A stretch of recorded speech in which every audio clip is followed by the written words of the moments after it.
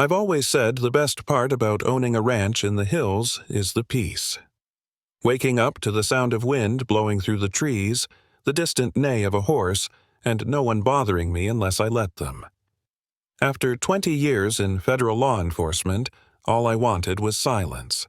That's why I bought 40 acres just outside a small, HOA-plagued community where I could be left alone. But peace has a price, especially when that HOA is run by someone like Karen Whitmore. Now, Karen wasn't just your run-of-the-mill, power-hungry HOA president. She was obsessed. Blonde bob, pastel sweater sets, and a clipboard permanently fused to her hand. The type of woman who probably filed noise complaints against birds for chirping too loud.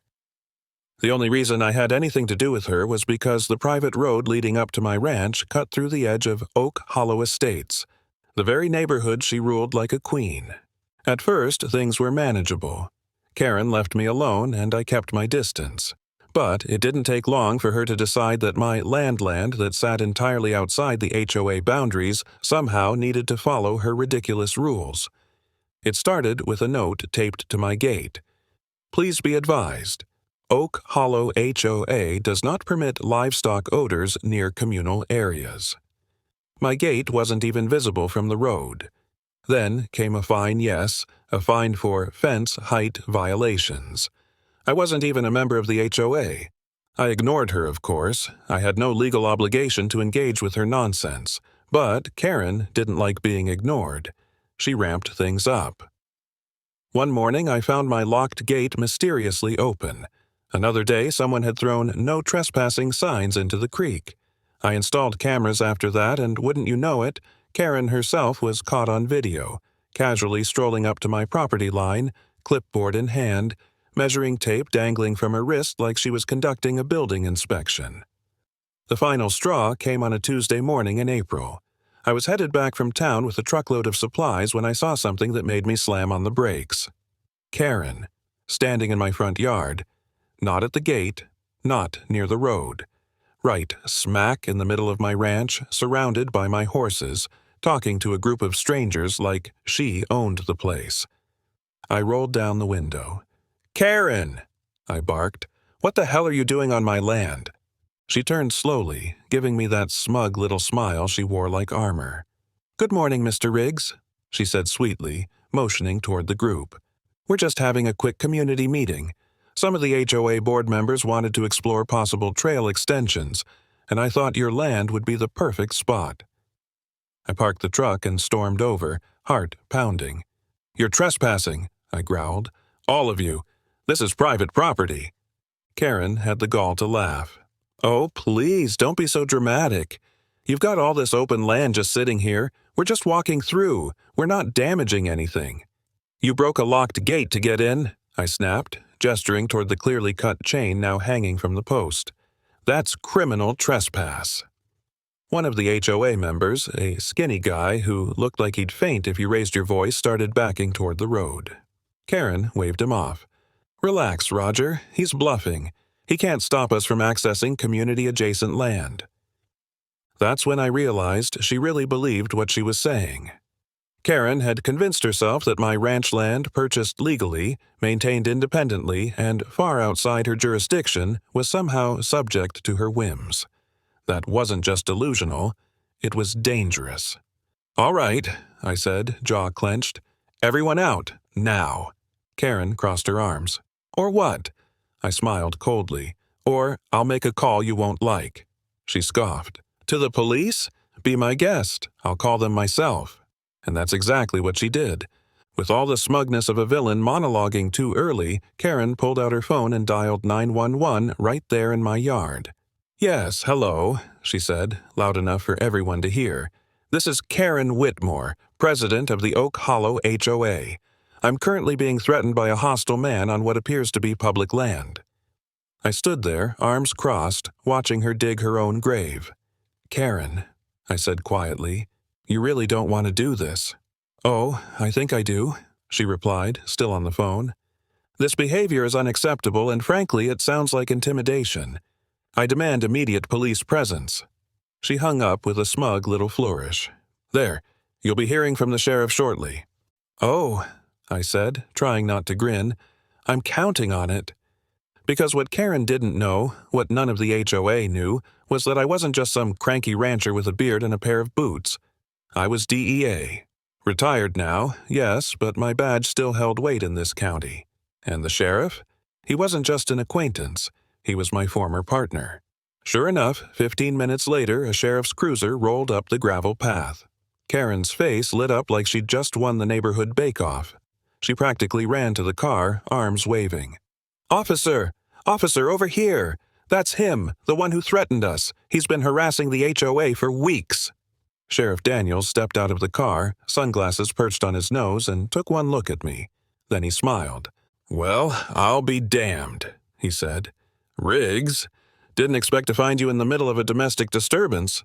I chuckled. "Didn't plan on one, but looks like trouble found me." Karen blinked, clearly thrown off. "Wait, you know him?" Daniels nodded. "Yeah, we used to work narcotics together. He's DEA. Well, was, until he got smart and retired early." Karen's jaw dropped. He's law enforcement?" "That's right," Daniels said, turning serious. "Which means you're trespassing on federal property, and, judging by the cut gate, possibly facing charges for criminal mischief and unlawful entry." Karen sputtered, the color draining from her face. But this is community land." Daniels shook his head. "No, ma'am. I've seen the zoning myself. This ranch is privately owned outside the HOA's jurisdiction. You cross the line, and calling 911 with a false accusation? That's obstruction." "I didn't know!" Karen shrieked. "That's not a defense," Daniel said calmly. "It's your job to know the law before you enforce fake ones." And with that, the tide had officially turned. Karen stood frozen in place, her mouth opening and closing like she was trying to reboot her brain. The smugness that had practically been stitched into her DNA was rapidly draining from her face. Behind her, the rest of the trespassers, her little HOA entourage, started backing away, muttering things like, "We didn't know," and "This was her idea." One woman even pulled out her phone, pretending to scroll like she wasn't involved. Daniels turned to them and said, "I'm going to need all of your names. You're technically witnesses to a criminal trespassing call and potentially co-conspirators." That got them moving fast. They started scurrying toward the road like roaches when the lights come on. Karen, on the other hand, stood her ground, likely calculating how much of her HOA power she could still weaponize. "You can't seriously be considering charges," she snapped, her voice rising in pitch. "I was acting in the best interest of the community." Daniels gave her a long, unimpressed stare and said, "Karen, you called 911 on a federal agent, trespassed on private land, and damaged a locked gate to get in. That's not community service, that's criminal behavior." He looked at me, then back at her. "You're lucky Riggs isn't pressing charges yet." Karen blinked in disbelief. "Pressing charges?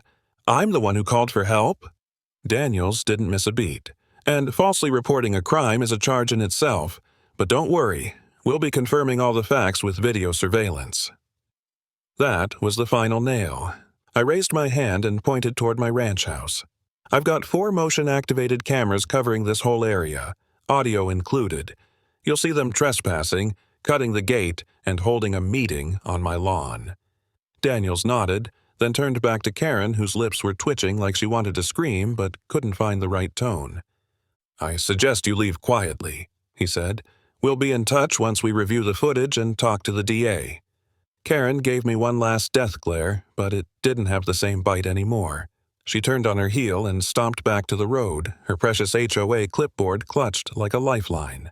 As she walked, one of her board members whispered something that sounded a lot like, "You said it was legal," to which she hissed, "Shut up, Roger." I couldn't help but smirk. It wasn't every day you watched a dictator walk off her self-proclaimed throne. Once they were gone, Daniels shook his head and let out a low whistle. "Man, you weren't kidding about this woman." I nodded. I tried playing nice. She didn't listen. Daniels patted me on the shoulder. "Well, now she's got the whole sheriff's department listening. I'll file the initial report and pull the footage. You want to press charges for real?" I took a breath. Part of me wanted to go nuclear. She'd crossed the line, literally and legally. But something told me she'd hang herself without my help. "Not yet," I said. "Let's see what she does next. She'll make another mistake. They always do." Daniels grinned. "Same Riggs I remember. Calculated and patient." I smiled back. "Just like the old days." He climbed back into his cruiser and gave me a two-finger wave. "Keep me posted."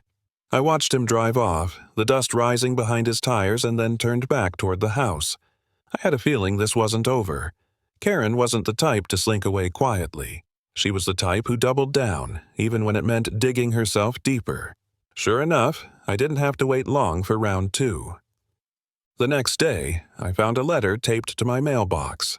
Not in an envelope taped like it was some kind of official notice. The letterhead was from the Oak Hollow HOA, and the entire thing was written in bold, capital letters like she thought shouting on paper made it more legal. It read, "Notice of non-compliance. The presence of livestock, outbuildings, and non-decorative fencing violates Oak Hollow HOA guidelines.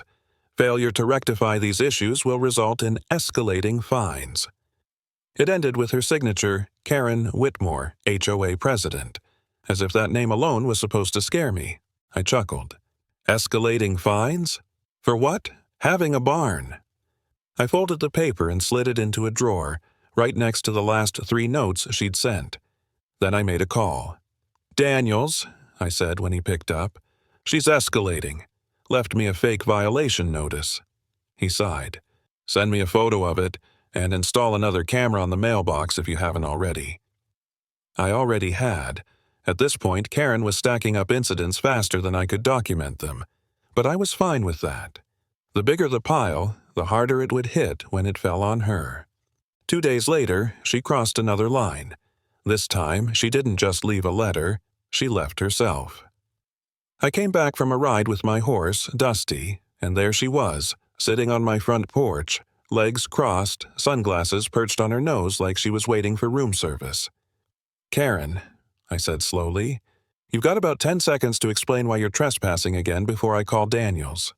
She stood, brushing imaginary dust off her blouse. "I'm here to mediate a peaceful resolution," she said. "The HOA board believes it's best if you sign this compliance agreement." She handed me a thick folder. Inside was a typed-out agreement demanding I submit to HOA oversight, remove all non-compliant structures, and attend monthly community improvement meetings. I looked up and raised an eyebrow.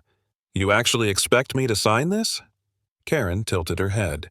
"If you want to avoid further legal action, I suggest you consider it." I laughed, actually laughed. "Karen, I am the legal action." I tossed the folder back at her. "Get off my land." She straightened up, offended. "You're being unreasonable." I took a step forward. "You're being delusional." She stormed off again, but this time I didn't just let it go. I emailed Daniels every document, every photo, and every clip of video I had. His reply came quick. "Time to file charges. Let's make it official." 2 days after filing the official complaint, I found myself sitting in the sheriff's office across from Daniels and a county prosecutor named Melanie Torres. The small conference room smelled like old coffee and legal fear, and Karen's fake violation letters sat spread out on the table like evidence in a courtroom drama. Melanie tapped her pen against the edge of one folder, raising an eyebrow. "So, let me get this straight. This woman has broken into your property, called the police under false pretenses, and is now attempting to regulate your private land with fraudulent HOA documentation." I nodded. "And she's delivered them by hand. Trespassed twice since the last incident." Daniels leaned forward. "We've got video for all of it. Front gate, mailbox, porch." Melanie shook her head and said, "She's got no idea what kind of legal nightmare she's stirring up." After reviewing the footage, Melanie made the call. "We'll start with criminal trespassing, harassment, and filing a false report. It'll send a message." I was fine with that. I didn't need revenge. I needed consequences. Karen had been walking around like she was untouchable, handing out fake laws like flyers for a yard sale. I wanted to remind her that laws worked both ways. We filed the charges that afternoon, and Daniels made sure the paperwork would be hand-delivered. "We'll let her stew over the weekend," he said, smirking. "You just keep your head down, Riggs. Don't poke the bear." But poking the bear wasn't necessary. Karen had already kicked the hive and the bees were coming. That weekend, the storm arrived. Saturday morning, I woke up to shouting coming from the front gate. I slipped on my boots, grabbed my coffee, and walked out onto the porch. Karen stood outside the gate with a small crowd, 3 men and 1 woman, all dressed like low-rent security guards. One had a reflective vest. Another was holding what looked like a clipboard of printed HOA regulations. Karen's voice cut through the morning air like nails on a chalkboard. "This is an official compliance inspection. You are obstructing HOA safety enforcement." She actually had the nerve to yell that across my property line. I took a long sip of coffee, let the silence hang, then called back, "Karen, you're trespassing again. Those people with you are trespassing. You need to leave before this gets worse for you." One of the men stepped forward. "We're acting under HOA authority. Please unlock the gate." I set my coffee mug down on the railing and stepped off the porch.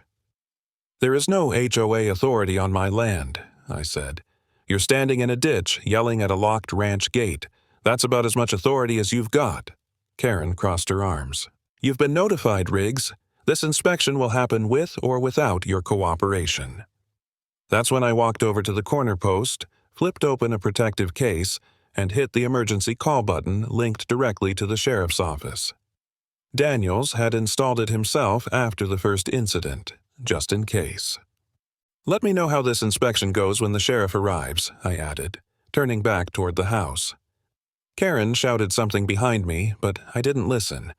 I had cameras running, footage streaming to a cloud drive, and 3 different neighbors who had witnessed her gathering her little HOA army at the edge of my property.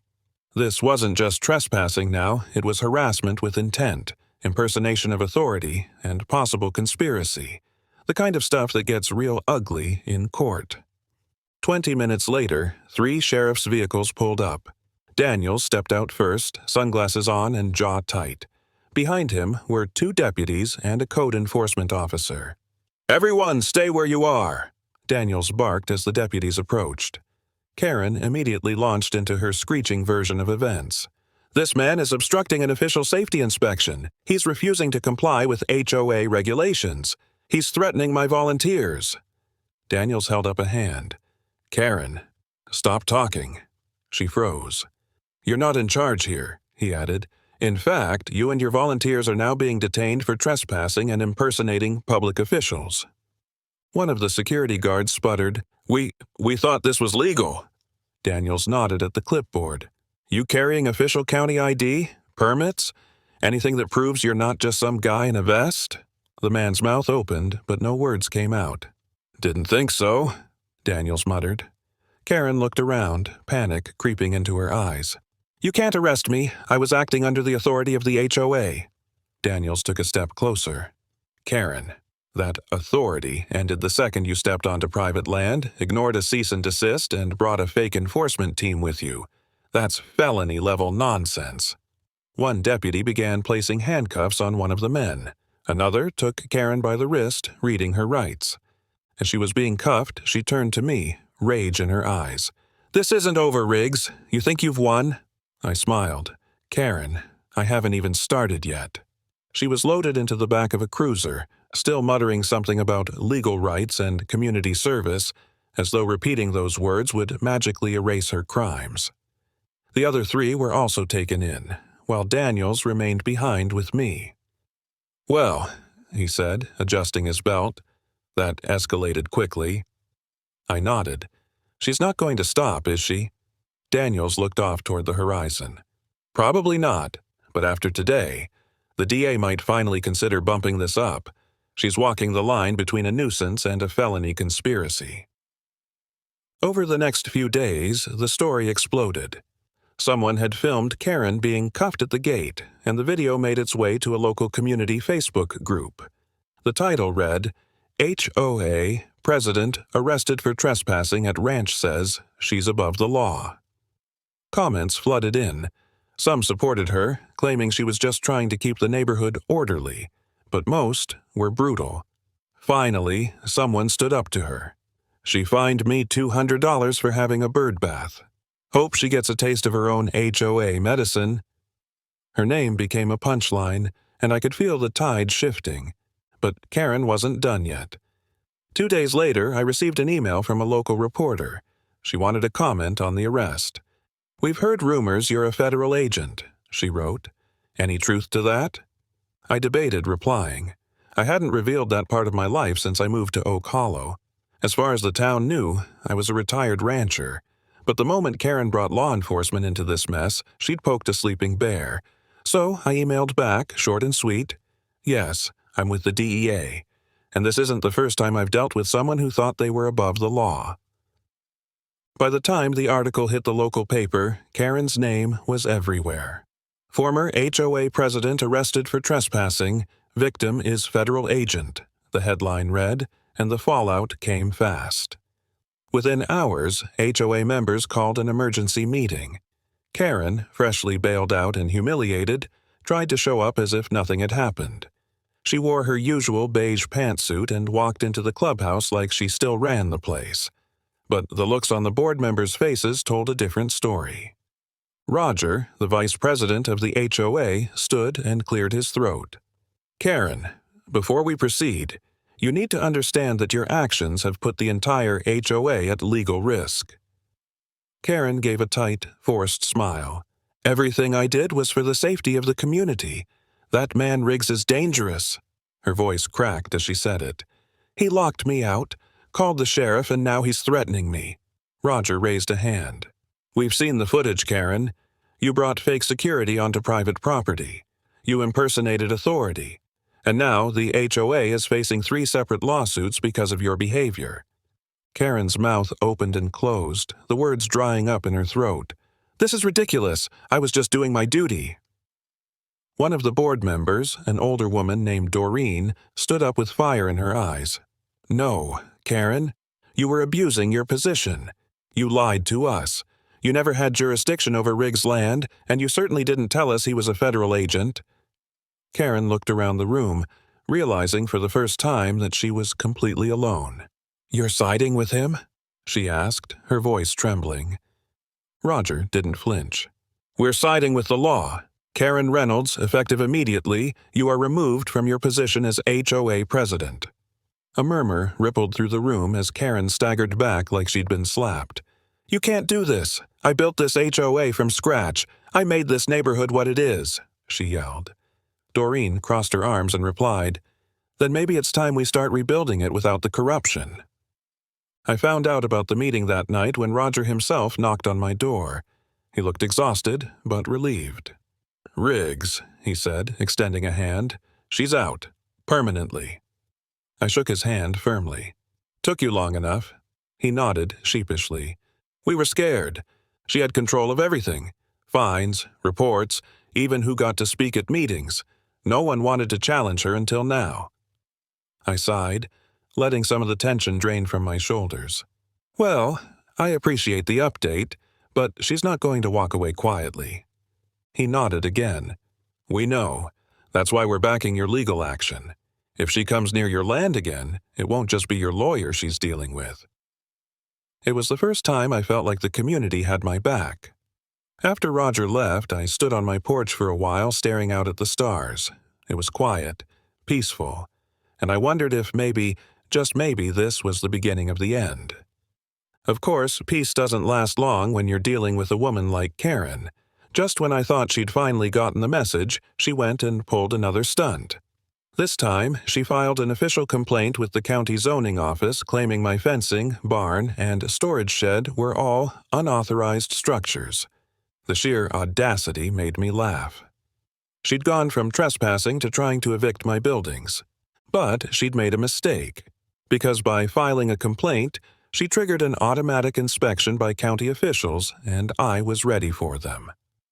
When the zoning officer arrived the following week, clipboard in hand and a neutral expression on his face, I met him at the gate. "Morning," I said, offering him a bottle of water. "I hear we've got a complaint to handle." He took the bottle with a nod. "Afternoon, Mr. Riggs. Just routine follow-up, but I've got to check your permits and verify structure compliance." I led him around the property, showing him every building, every fence post, and every permit number stamped and dated. I had kept immaculate records. Years of living under a microscope as a federal agent had taught me to prepare for everything. The zoning officer checked off each item, one by one, until he finally looked up and said, "You're fully compliant. No violations." I smiled. "Thought so." He shook his head, muttering, "This Karen woman sure has a reputation. You're the third neighbor she's tried to sabotage this month." The inspection took less than an hour, but the damage to Karen's credibility was permanent. When the county filed their report clearing me of any and all violations, it became public record. I had it printed, laminated, and mailed a copy straight to Karen's address with a sticky note that said, "Better luck next time." She didn't respond directly, but I heard through the grapevine she screamed loud enough to shake the windows. Weeks passed, and for a moment, life returned to normal. I fixed up the barn, expanded my garden, and even started hosting weekend barbecues for the neighbors. More and more people began showing up. Families brought their kids. Old-timers brought homemade pies. Even the new folks who had once been nervous about me, thanks to Karen's rumors, came by to shake my hand and share a drink. The tension that had once strangled Oak Hollow began to fade, replaced by a sense of community that hadn't existed in years. It felt good, damn good, to be part of something again. Then, one evening, just as I was packing up from a backyard cookout, my phone buzzed with an alert. It was the motion sensor near the barn. I tapped into the camera feed and froze. Karen. She was back. Dressed in black, crouched near the side of the barn, fiddling with something.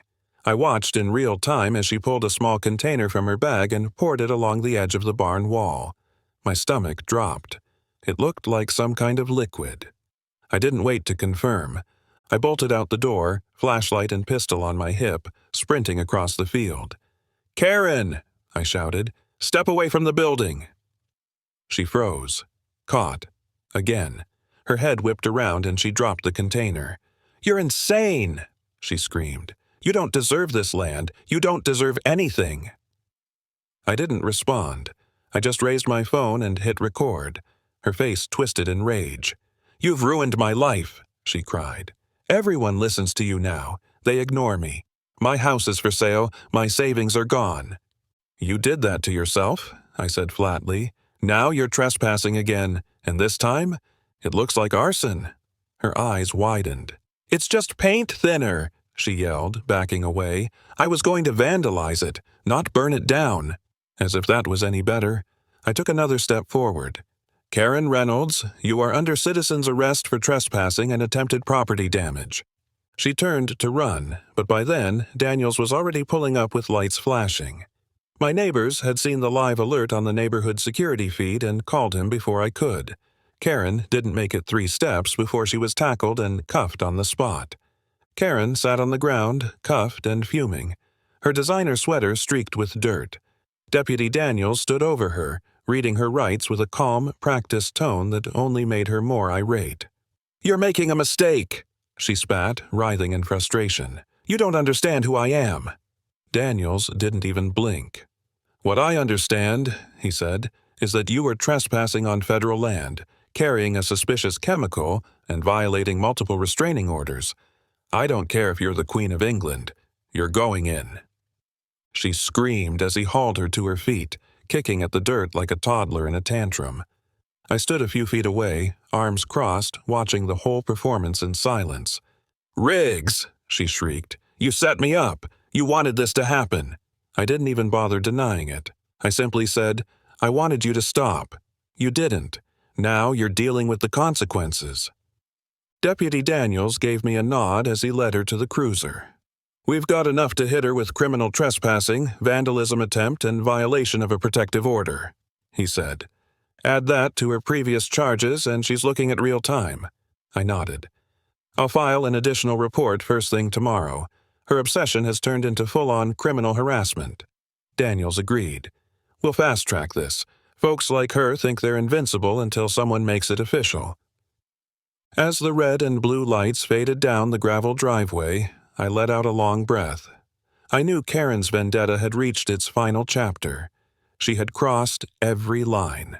Her ego, her power lust, her inability to admit defeat, they had consumed her completely. She'd once ruled Oak Hollow with an iron fist and a fake smile. Now, she was being driven away in handcuffs, her legacy nothing more than a pile of court dates and burned bridges. The next morning, I filed a full affidavit, complete with timestamps, photos of the scene, and the video footage from my cameras. The DA's office didn't hesitate. They issued a formal restraining order that made it crystal clear. Karen was never to come within 500 feet of my land again. Any violation would be treated as a federal offense, considering my status and the federal security classification of my ranch. By the end of the week, she was officially charged. And not just with trespassing prosecutors stacked the deck. Criminal mischief, violation of a restraining order, possession of hazardous materials with intent to damage property. It didn't matter that she had claimed it was just paint thinner. The intent was enough. She was out on bail again, but this time nobody in the neighborhood wanted to speak to her. She'd burned every bridge she had left. Meanwhile, life on my ranch had never been more peaceful. Word spread quickly about Karen's second arrest, and the community's response was swift. Homeowners who had once feared her began organizing new rules to limit HOA authority. A petition circulated demanding her permanent ban from any future community leadership roles. When the next HOA meeting was held, it was standing room only. This time, I showed up too. Not to gloat, but to make it official. When I stepped into the room, heads turned. Whispers spread quickly. That's him, the DEA guy who took her down. I wasn't interested in fame, just resolution. Roger spotted me and waved me up to the podium. "We've got a special announcement," he said, looking out over the crowd. "Mr. Riggs has requested the floor." I cleared my throat, letting my eyes sweep across the room. I never wanted to get involved in HOA drama, I said plainly. But when someone's personal power trip turns into harassment and criminal behavior, you can't stay silent.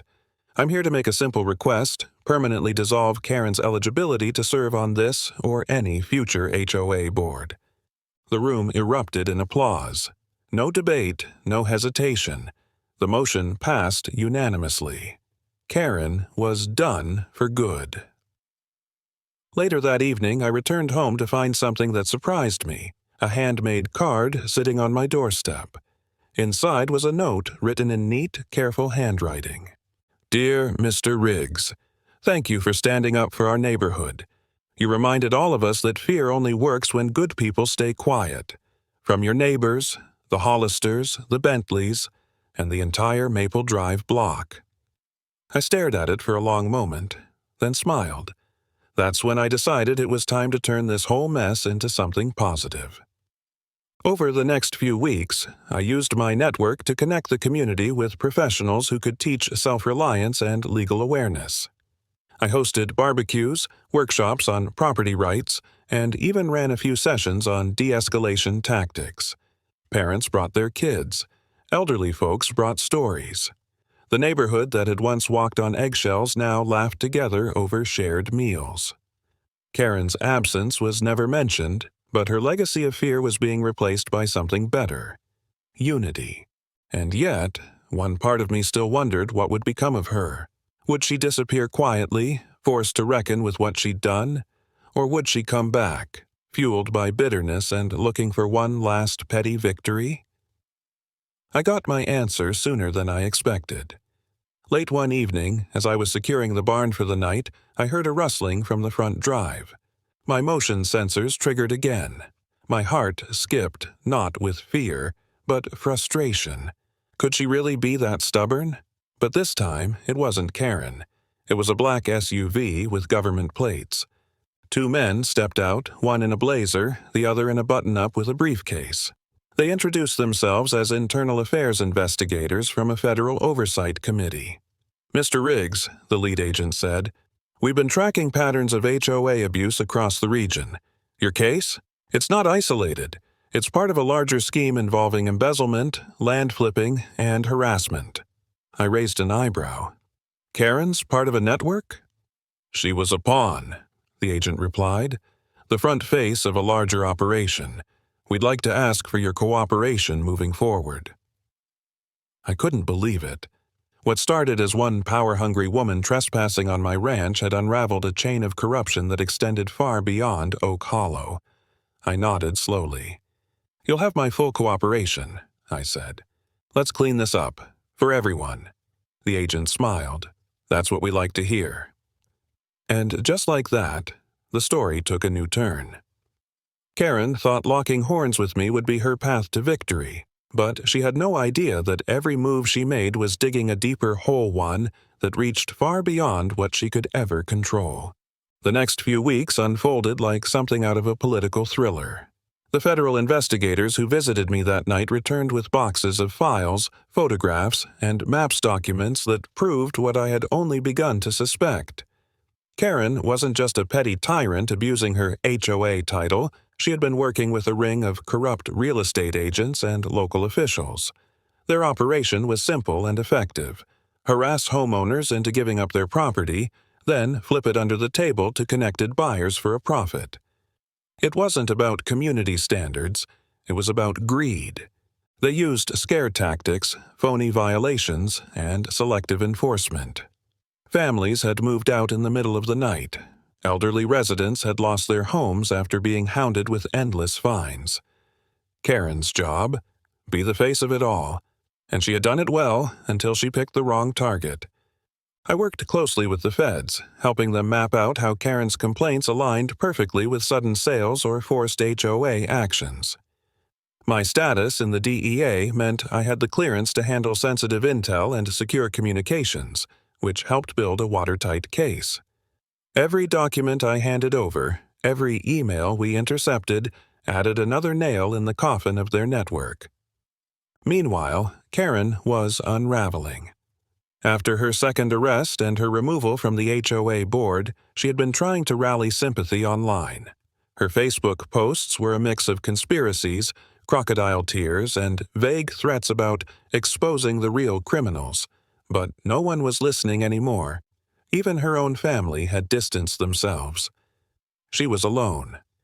Then came the indictment. The federal task force launched a multi-agency raid one morning at 6 o'clock a.m., targeting several homes and offices connected to the scheme. Karen's home was one of them. She was dragged out in her bathrobe, screaming about her rights while agents boxed up hard drives and documents. The local news broadcasted it live, dubbing the takedown the Oak Hollow Real Estate Racket. Over a dozen people were arrested: real estate agents, a few shady attorneys, and 3 local officials. Karen was charged with conspiracy to commit real estate fraud, racketeering, and obstruction of justice. This time, there would be no bail. She was a flight risk and a threat to witnesses. When I heard the judge say it out loud, I'll admit, I smiled. At the same time, the federal agencies made an unprecedented offer to the community. Those who had been wrongly fined, displaced, or intimidated were eligible for financial restitution. Funds would come from asset forfeiture. Karen's luxury car, her bank accounts, and even the vacation cabin she bought with dirty money were all seized and auctioned off. The community that had suffered under her rule, they were finally getting justice. A few weeks later, I was invited to speak at the town hall where the restitution program was being introduced. I didn't wear a badge or a uniform, just jeans, boots, and a button-down. I didn't need a title to stand tall anymore. When I took the mic, the crowd went silent. "We were told for years to keep quiet," I began. "We were told that speaking out would only make it worse. But we've learned something important: fear only works when it goes unchallenged. Today, we close that chapter, and tomorrow, we build something better." Applause erupted through the room. Not just polite claps, real, emotional, from the gut applause. Some people stood. Some cried. Others just nodded, lips tight, like they were finally exhaling after years of holding their breath. In the months that followed, Oak Hollow changed. The HOA was restructured under a new charter, with transparency measures, term limits, and community-led oversight. Roger was elected the new president, and this time he was joined by people who genuinely wanted to help: retired teachers, military veterans, and small business owners. People like us. Karen, meanwhile, was still sitting in jail awaiting trial. The case against her was massive, with over 24 witnesses and hundreds of pieces of evidence. I had already given my testimony in a sealed deposition. She would never walk free again, not after what she did to our community. One night, as I sat on the porch, sipping coffee under the stars, my daughter came outside and joined me. "Hey, Dad," she said, curling up on the chair beside me. "You ever think about what would have happened if you weren't DEA?" I smiled. "Every day." She nodded slowly. "I'm glad you were. But even if you weren't, I think you still would have done something." I turned to her and said, "Maybe." But the badge helped. It's one thing to speak out, it's another to have the power to protect people when you do. She leaned her head on my shoulder, and for a moment, everything was still. No drama, no sirens, no HOA meetings, just peace. Eventually, I did something I never thought I'd do. I opened up part of my ranch to the community. Once a month, we host barbecues, gardening classes, even little camping nights for the neighborhood kids. What used to be a fortress to keep people out was now a haven to bring people together. And every time someone walks up and thanks me, I always say the same thing. Don't thank me, just pay it forward. One afternoon, as I packed up chairs after a picnic, Roger walked over with a beer in hand. "You know," he said, "we were thinking about renaming that back road that leads to your place." "Oh yeah?" I asked, raising an eyebrow. He grinned. "Riggs Way." I laughed. "Let's not get carried away." "No, seriously," he said. "It's symbolic. You reminded all of us that no one, not even a Karen with a clipboard, gets to take what doesn't belong to them." I thought about it for a moment, then shrugged. "All right," I said, "but only if we install speed bumps. I don't want Karen trying to sneak back in at midnight." He laughed so hard he nearly dropped his drink, and just like that, the town that once trembled under Karen's rule had become a place of strength, fairness, and community. She never saw it coming, and that was the best part of all.